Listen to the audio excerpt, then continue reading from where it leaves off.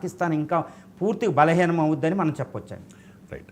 ఇంకొకటి ఐపీఎల్ మ్యాచెస్ని సడన్గా ఆపేశారు, 1 వీక్ వాయిదా వేశారు. అలాగే అందాల పోటీలు జరుగుతున్నాయి హైదరాబాద్లో. హైదరాబాద్ బ్రాండ్ ఇమేజ్ని పెంచడానికి ఇటువంటి పోటీలు కూడా ఉపయోగపడతాయి.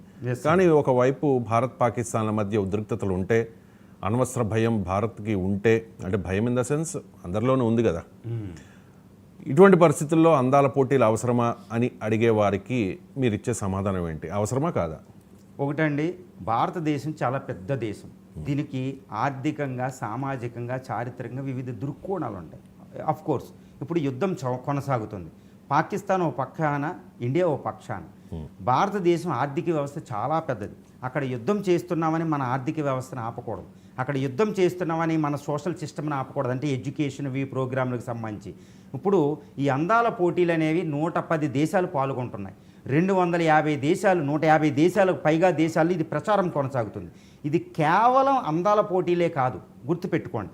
ఈ పోటీలు ఏంటంటే ఈ తెలంగాణ భారత సంస్కృతిని, భారతీయ తెలంగాణ కళలని, ఓకే, ఈ నైపుణ్యాన్ని ప్రపంచానికి పరిచయం చేస్తుంది. ఇది ఒక కేవలం అందాల పోటీలు కాదు, అది దృష్టితో మీరు చూడాలి. ఓకే, అందాల వనితని సెలెక్ట్ చేయడమే కాదు, భారత సంస్కృతి, తెలంగాణ సంస్కృతి, భారత సంస్కృతి, తెలంగాణ కళలను ప్రచారం చేయడం 150 దేశాల్లో ప్రచారం చేస్తారు. ఇవి 3 వారాలు కొనసాగుతున్నాయి, గుర్తుపెట్టుకోండి. దీనివల్ల ఎంతో లక్షల మంది పర్యాటకులు ఇండియా వస్తున్నారు. ఎంతో ఇన్ఫర్మేషన్, ఎంతో ఎకానమీ అనేది ఒకటి ఉంది. అంటే అక్కడ యుద్ధం కొనసాగుతుందని మన స్టాక్ మార్కెట్లు ఆపం, అక్కడ యుద్ధం కొనసాగుతుందని టూరిజం ఆపం, అక్కడ యుద్ధం కొనసాగుతుందని ఎయిర్పోర్ట్లు కొన్నే క్లోజ్ చేస్తున్నాం. అంటే యుద్ధానికి ప్రత్యక్షంగా ఉన్న ఆర్థిక వ్యవస్థలే స్తంభించేయాలి, కానీ ప్రాణాన్ని తగ్గించడానికి ఇలాంటివి కాదండి. ముందు జాగ్రత్త ఉండాలి. అంటే భారత ఆర్థిక వ్యవస్థ అంటే అందాల పోటీలని అందాల పోటీలుగా చూడకుండా ఒక ఆర్థిక ప్రక్రియని ముందుకు తీసుకెళ్లేది, ఒక సాంస్కృతిక ప్రక్రియని ముందుకు తీసుకెళ్లేది అనే దృష్టికోణంతో మనం కొనసాగితే దేనిని కూడా యుద్ధ భయంతో ఆపకూడదు. దీన్ని ఆపామనుకోండి, మనం ప్రపంచానికి ఏం మెసేజ్ ఇస్తున్నాం? పాకిస్తాన్కి మేము భయపడుతున్నామని ఇస్తామా? పాకిస్తాన్కి భయపడేది ఒక బోర్డర్ ఏరియాల్లో ఆ పరిమితం అయ్యింది.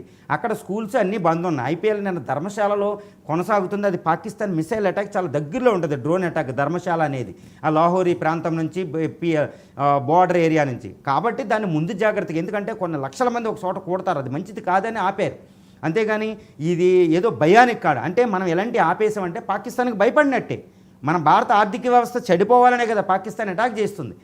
అది అంటే ఆర్థిక వ్యవస్థ, సాంస్కృతిక, ఈ విద్యా వ్యవస్థలు ముందుకెళ్తూనే మనం యుద్ధం చేయాలి. చిన్న దేశం పాకిస్తాన్ మనం భయపడేమని మెసేజ్ మనం ఇవ్వకూడదండి. ఎస్, రైట్ అండి. థ్యాంక్ యూ సో మచ్ అండి.